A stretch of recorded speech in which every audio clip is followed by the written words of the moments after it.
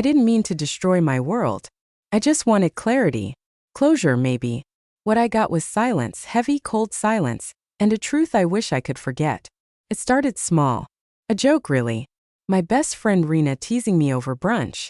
You should do a DNA test, she laughed. You've got that mystery vibe. I bet you're royalty or something. I rolled my eyes. Yeah, right. But the comments stuck. Because I'd always felt different. People said I looked like my mom, her eyes, her cheekbones, her stubborn chin. But I never looked like my dad. Not once. Not in baby photos, not in family portraits, not even in the way I smiled. And the whispers over the years didn't help. Are you adopted? You sure you're his? I told myself it didn't matter. That blood wasn't everything. But curiosity, it turns out, is a sharp blade. So I ordered the test. Spit. Sealed. Shipped. Forgot about it. Until the results came back. And everything unraveled. I stared at the screen, heart pounding. 50% European. 50% West African. Mixed. Not some vague ancestry surprise. Not a distant lineage. Half. Direct. Undeniable. I felt like the floor had dropped out beneath me. I thought about my father, his pale skin, blue eyes, the soft way he used to hold my hand and call me his girl. How could I be his? If I was someone else's. I couldn't call my mom. I didn't even know where to begin. So I called my stepdad. He's been in my life since my dad passed, and he's the one person I trust to be honest with me. I asked him if he ever wondered, if he ever noticed. He went quiet. Then he said carefully, "Your mom once told me she thinks she was drugged. At a party. Before she and your dad got pregnant." My chest caved in. "She never confirmed it," he added. "She never wanted to." I sat there frozen. My mom assaulted? And I was the result? Suddenly my own skin felt foreign. My face in the mirror felt wrong. I wasn't just a daughter grieving her father anymore. I was a question. A consequence. She had kept the baby. Me. Because the timeline aligned. Because she wanted to believe it was dad's. Because maybe believing was easier than breaking. She never searched for the truth. Now, I had dragged it into the light. Without her permission. I didn't sleep that night. The guilt swallowed me whole. I had shattered her silence. I had lost my father all over again, not to cancer this time but to DNA. And worst of all, I had forced my stepdad to carry this secret with me. I'm not suicidal. But for the first time in my life I wished I wasn't born. Not because I hate myself, but because I feel like I've stolen something sacred. A peaceful lie. A father's pride. A mother's peace. All for what? So I could prove something. So I could stop feeling like the odd one out? I thought the test would give me answers. But all it gave me was shame. I didn't go home for 3 days. I couldn't. I couldn't look my mother in the eye knowing what I now knew, what she had buried, what she had tried to forget. I stayed in my apartment, blinds drawn, phone on silent, pretending the world hadn't changed. But it had. And no amount of ignoring it would make it go back. My stepdad texted once. "I'm here if you need to talk." I didn't reply. Not because I didn't want to. Because I didn't know what to say. He had already said too much. And now he had to carry a truth that wasn't even his. I didn't blame her. Not really. I mean, what do you do with something like that? What do you do when your body becomes a battleground, and you're left holding the consequence in your arms? She chose to love me. She chose to raise me. She chose to believe. Maybe that's what hurts the most. She chose hope. I chose facts. Now, I'd taken something from her she can never get back. I couldn't stop thinking about my father. The man who raised me. Who taught me how to ride a bike. Who always saved the last scoop of ice cream for me, even if he wanted it. He was mine. But biologically, he wasn't. And somehow that difference felt like betrayal. Like I'd loved him under false pretenses. Even though I hadn't. Even though none of this was my fault. I stood in front of the mirror staring at my face. The color of my skin. The fullness of my lips.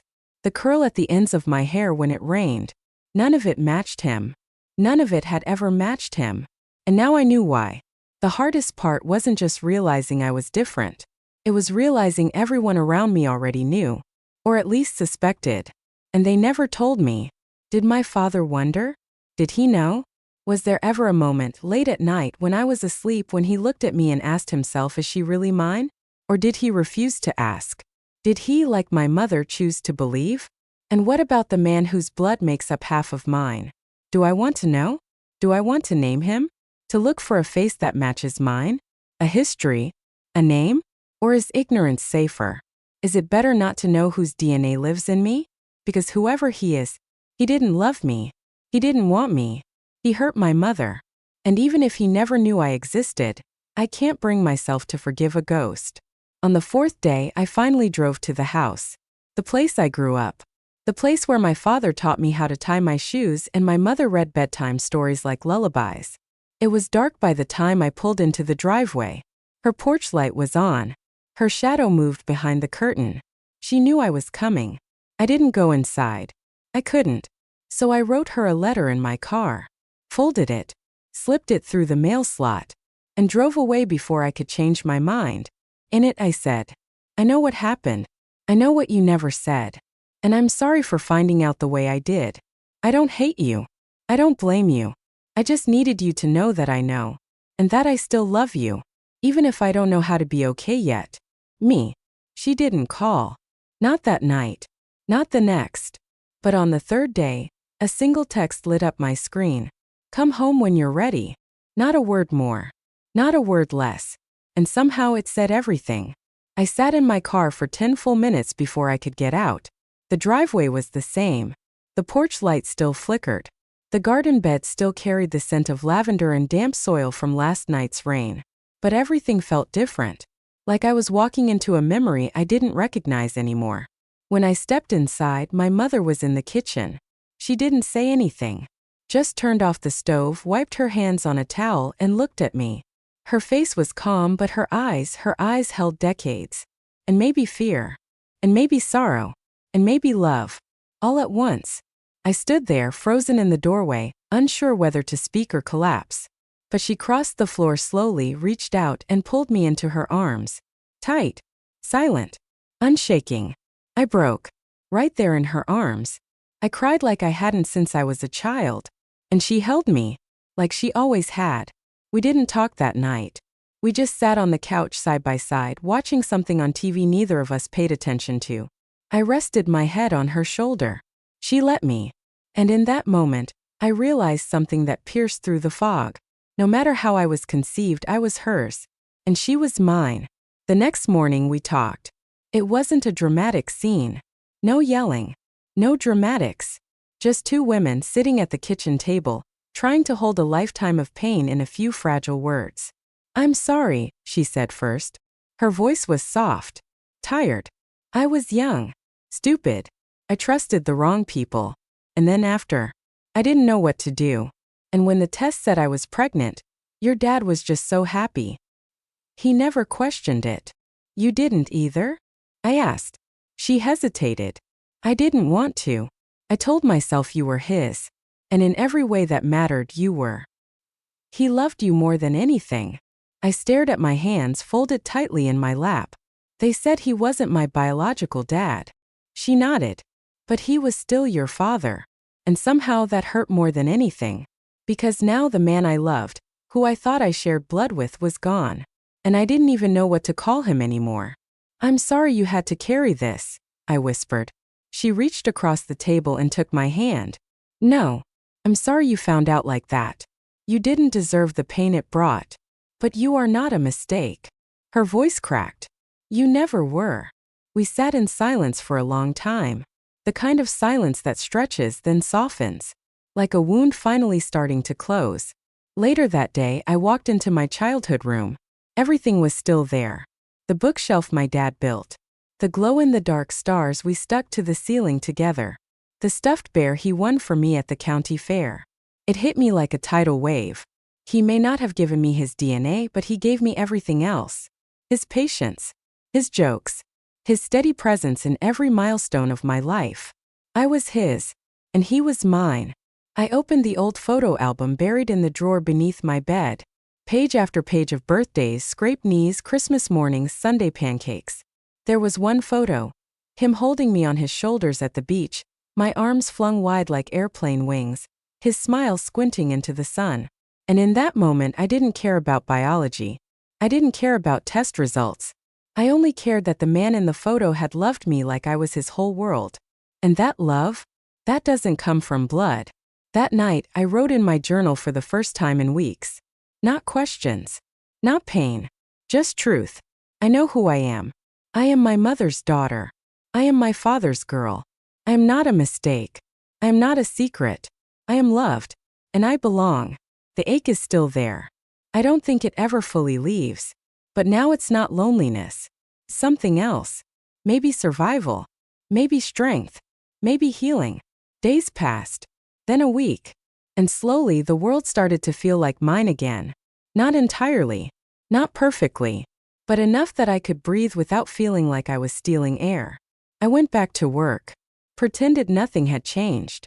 Smiled when coworkers asked if I was okay.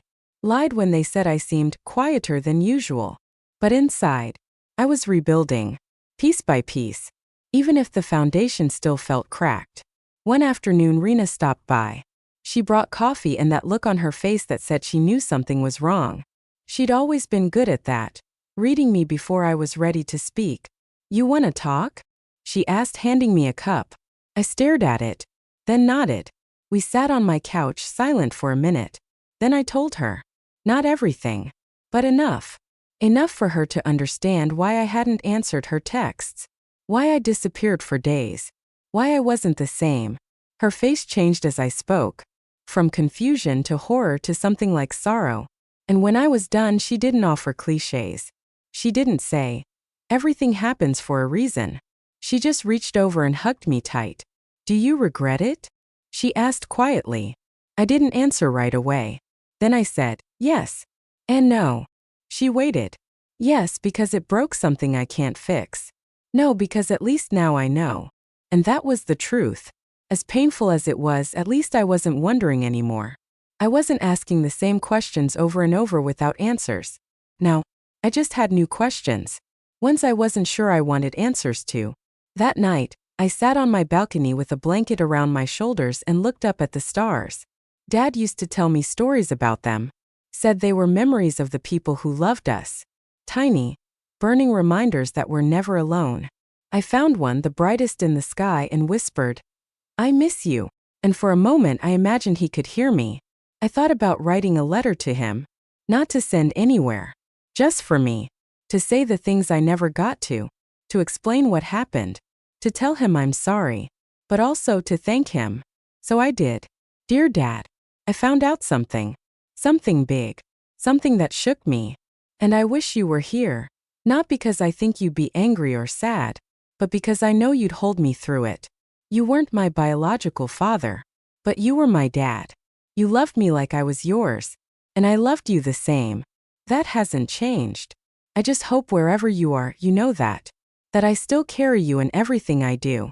That no DNA test can erase what you gave me. Love always. Your girl." I folded it and tucked it into the journal on my nightstand. Maybe one day I'll read it aloud at his grave. Maybe not. But writing it helped. Like saying goodbye again. But better. With truth. Grief is strange. It returns when you least expect it. Like a scent in the air. A song on the radio. Or a truth you never saw coming. But healing is quieter. Comes in moments. Not grand ones. Simple ones. A warm mug in your hands. A deep breath that doesn't hurt. A laugh that comes easier than it did yesterday. And I was healing. Slowly. Honestly. A few days later, I got a message request on social media. From someone I didn't know. No profile picture. No mutual friends. Just a name I didn't recognize. The message read, "I think we might be related." My stomach dropped. For a moment, I stared at the screen, paralyzed. I knew what this was. The DNA testing site had optional features, ways to connect with biological matches. I had never activated mine, but maybe someone else had. I clicked on the profile. It was mostly blank. A new account, but the name matched one I had seen in the raw DNA data. A genetic match listed as a close relative, possibly an uncle, possibly a half-sibling. My heart raced. I wasn't ready. Not for this. Not for more truths I didn't ask for. But part of me was curious. Terrified but curious. I didn't reply right away. Instead, I scrolled through the message again and again, searching for something, anything, that would tell me who this person was. Then I closed the app and stared at the wall. Did I want to open this door? Could I? What if I found out who the man was? The one who hurt my mother. The one whose blood I carry. What would I do with that? Would it change anything? Would it make things worse? Or better? I finally told my mom. About the message. About the potential match. Her face went pale. Then still. She sat down and took a long breath. I don't want to know, she said softly. Her hands were clasped together in her lap. Her knuckles white. I know that might sound cowardly, but I've lived with this shadow long enough. I don't need a name. I don't want one. And that was that. Her boundary was clear. And I respected it. But the message stayed unread. Waiting. Like a knock I wasn't sure I'd ever answer. I returned to work, tried to find my rhythm again.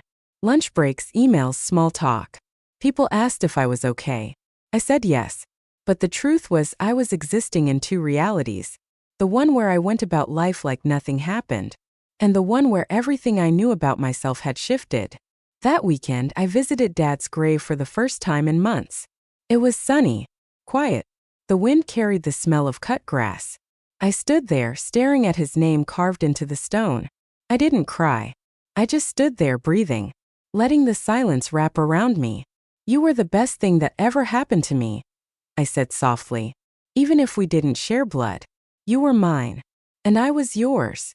I left flowers, white and yellow, his favorite.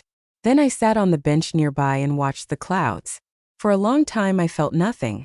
Then peace. Not joy. Not sadness. Just stillness. And that for now was enough. That night I finally opened the message. Not to respond. Just to see. Just to feel like I wasn't running anymore. And I didn't run. Not this time. I let the fear settle in me. And I kept breathing. Weeks passed. I didn't reply to the message. Didn't block it either. It just sat there like an unopened letter on a desk, quiet, patient, and too loud at the same time. One evening I was cleaning out my closet when I found a box I hadn't touched in years. It was my dad's. Things I kept after the funeral. His old letters, birthday cards, a baseball cap that still faintly smelled like his cologne. I sat on the floor and opened it like a time capsule. Inside was a note. Not addressed to me. Just one of his many scraps of wisdom.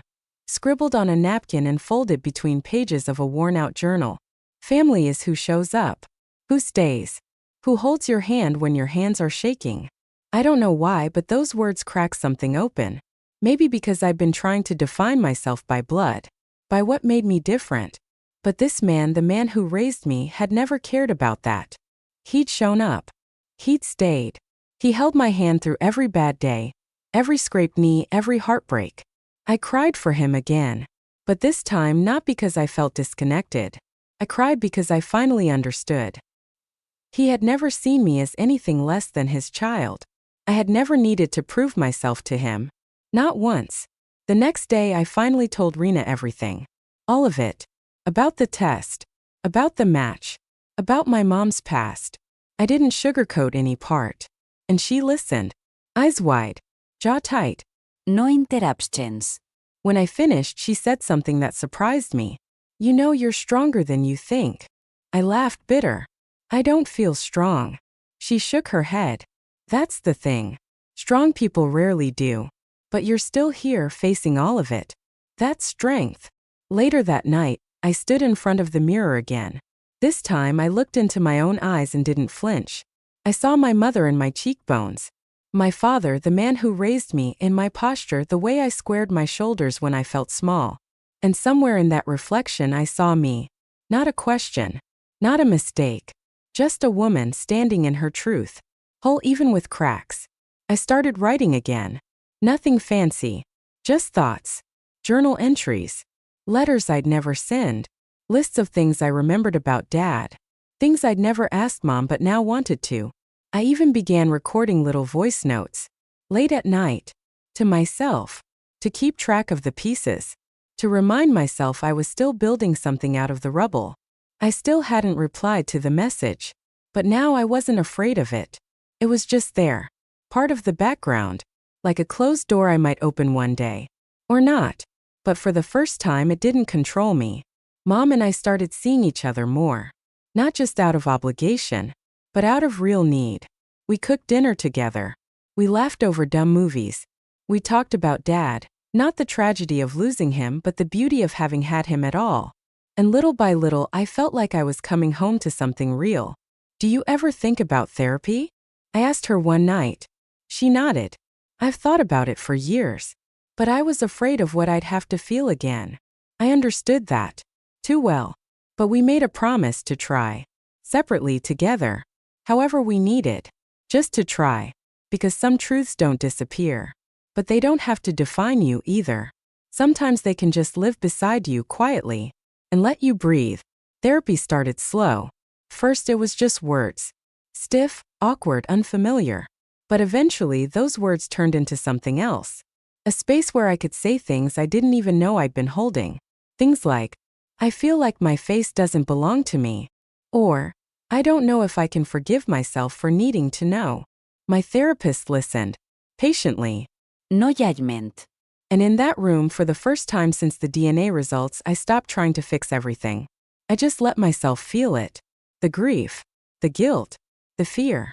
The confusion. All of it. One session she asked, do you think your curiosity was wrong? I hesitated. Then I said, no. But I think my timing hurt people. She nodded. That's not the same as being wrong. And that stayed with me. Because I'd been punishing myself for seeking the truth. But maybe seeking isn't a crime. Maybe silence is. Mom started therapy too. We didn't talk about what happened in our sessions, but I saw the change in her. Her voice lighter. Her eyes less distant. We were both learning how to exist with what we knew. Not bury it. Not erase it. But let it live beside us. Without taking over. One morning I got a letter in the mail. No return address. Just my name. Inside was a single piece of paper. Typed. Short. To the point. I think I'm your uncle. I matched with you through the DNA site. I didn't know about you. If you ever want to talk, I'm here. No pressure. My hands shook. But not from fear. From the possibility. From the gentleness in the words. He wasn't demanding anything. Just offering something. A sliver of truth. An open door. I stared at the letter for a long time. Then folded it up and placed it in a box. The one that held my dad's keepsakes, my journals, my fragments. I didn't respond. Not yet. Maybe not ever. But it meant something that he reached out. And that he didn't push. Some days, the weight of everything still catches me off guard. Like walking into a familiar room and noticing the furniture's been rearranged. I forget what normal used to feel like. But maybe that's okay. Maybe the new layout just needs time to feel like home. I've stopped looking for answers online. No more genealogy threads. No more half-siblings or ancestry updates. I've decided I don't need to know anything else right now. Because sometimes peace isn't in knowing more. It's in choosing to live with what you already do. Mom and I planted flowers in the backyard this weekend. Sunflowers. Tall, unapologetic, and warm. They reminded me of Dad. And of me. Of growing toward the light, no matter how heavy the past. I still write letters to him. Not because I need to, but because I like to. I think he would have read them if he were here. And smiled that quiet smile he always had when he didn't know what to say but wanted me to feel loved anyway. I think about that a lot. How love doesn't need words. Or biology. Or even permanence. Sometimes it just is, and it stays. Long after everything else changes. Fall crept in slowly. Leaves turned gold, then crimson. The air grew crisp. And with the change in season came a quiet shift inside me too. Not everything was healed. But things weren't bleeding anymore. And that was enough for now. Mom invited me to dinner one Sunday. Nothing fancy. Just roasted chicken, her buttery mashed potatoes, and that quiet, sacred kind of love that hums between people who've survived something together. We didn't talk about it that night. Not directly. But we didn't need to. The silence between us wasn't heavy anymore. It was full of understanding. Like we'd both stepped into the light, bruised but breathing. As we washed dishes, she said, I never imagined we'd come through this stronger. I looked at her surprised. But then I saw it, how soft her face had become. How she no longer looked like someone guarding a secret, but someone learning to live again. I didn't either, I admitted. But I'm glad we did. That night I pulled out my journal and made a list. Things I know for sure. I was loved. I still am. Truth hurts, but silence poisons. My father is still my dad, no matter what biology says. My mother is more than her trauma. And I am more than the way I was conceived. That last one was the hardest to write. But I underlined it 3 times. Because it needed to sink in. Because for so long, I felt like my story had been hijacked by something I couldn't control. But now, I was taking it back. I told Rena I was thinking of getting a tattoo. Of what? She asked. Something small. Maybe a sunflower. She smiled. For him. For me, I said. A week later I did it. Just above my rib cage. One single sunflower, outlined in soft black ink. Growing upward. Reaching. I didn't tell anyone except Rena and Mom. But when I showed my mom, her eyes welled up. She didn't say anything. Just hugged me. And that was enough. Healing is strange. Sometimes it feels like nothing is changing. Then one day you wake up and realize your chest doesn't ache the same way it used to. You laugh and it feels real. You breathe and it feels earned. You look in the mirror and instead of asking why, you whisper okay. I still haven't replied to the message. Or the letter. But they don't haunt me now. They're just chapters one might turn to someday. Not right now. Right now I'm living the chapter I'm in. And it's quiet. Warm. Hopeful. I walk more. Breathe deeper. Spend time with people who remind me of who I am, not who I'm from. And for the first time in a long time I don't feel lost. I feel home. Thanksgiving came. The first one without pretending. Without shadows. Just us, me, Mom, and my stepdad sitting around the table with too much food and too many memories. And peace. Not perfection. But peace. I watched my mother laugh at something my stepdad said. Her head tilted back, her face unguarded. It hit me then how much lighter she looked. Like she'd finally set something down she'd carried for decades. We didn't toast to anything. But in my heart I toasted to us. To survival. To the kind of love that grows even in broken soil. After dinner, I stood at the sink washing dishes when my stepdad came beside me. He didn't say much. He never did. But then he placed a small photo frame on the counter. It was me, maybe 4 years old, asleep on my dad's chest. His eyes closed. His hand protectively on my back.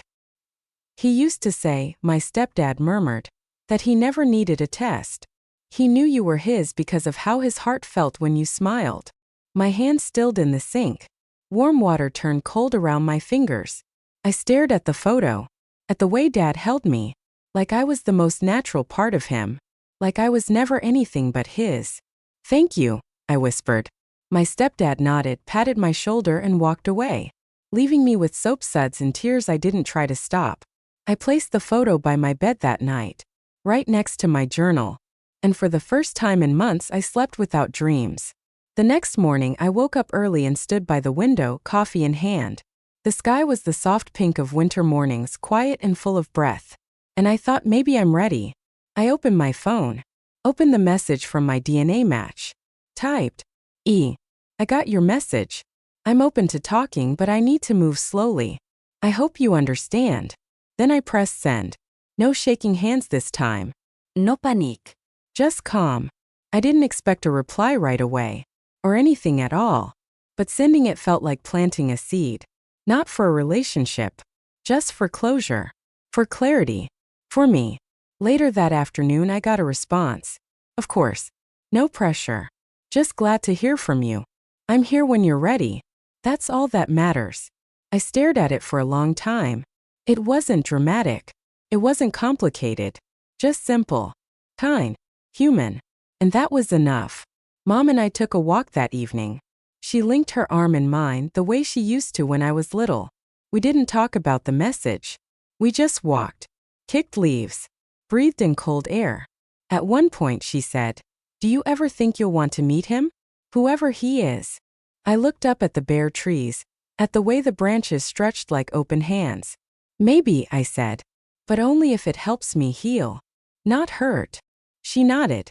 That was all she needed to hear. We passed a little girl riding her bike, her dad jogging beside her, cheering her on. For a second it hurt. That hollow reminder of what I lost. But then I felt warmth rise in my chest. Because I had that once. And it was real. Love isn't erased by truth. It's tested. And sometimes it survives. Not because it was perfect, but because it was chosen again and again, even when it didn't have to be. And that's what Dad did. He chose me. Spring arrived with soft winds and pale blossoms. The kind of season that makes you believe in starting over. Not from scratch, but from where you are.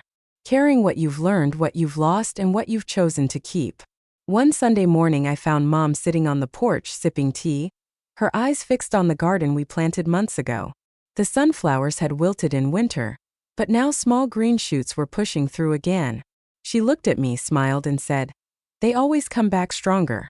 I didn't know if she meant the flowers or us. Maybe both. I'd started writing again, really writing. Not just journal entries, but short stories, reflections, tiny essays about healing, about lineage, about the spaces between silence and truth. I submitted one anonymously to an online journal. They accepted it. When I told Mom, she teared up. "Your truth matters," she said, squeezing my hand. "It always has." The man I matched with, my biological uncle, messaged me occasionally. Never invasive. Just check-ins. Photos of his dog. Little stories about his life. We hadden thee met. And I still hadn't asked about him, the man who passed on the half of me I didn't choose. I wasn't ready. Maybe I never would be. And that was okay. Healing, I've learned, isn't about getting all the answers. Sometimes it's about making peace with the ones you'll never have.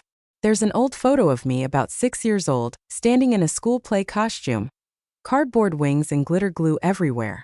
Dad's in the front row, mouth wide open in a laugh, clapping with wild pride. I look at that photo a lot now, because it reminds me what love looks like. Not the kind written in jeans, but in gestures, in presence, in laughter that fills an auditorium for one tiny girl in cardboard wings. I've stopped saying I regret taking the DNA test, because I don't, not anymore. Yes, it shattered something, but it also revealed what was already unbreakable. My father's love, my mother's strength, my own ability to survive. Now, when people ask where I'm from, I tell them, I'm from a home where love was louder than blood. And that's the only truth that matters. Sometimes I think of the baby my mother wished for, the one she imagined having with my dad, the one she planned for. And I wonder if she mourned that baby when I was born. Maybe she did. But she still raised me, still held me through the night terrors, still made my lunch and heart-shaped sandwich cuts well into middle school. She didn't abandon me to her grief. She chose me. That's love too. A different kind. The kind that endures.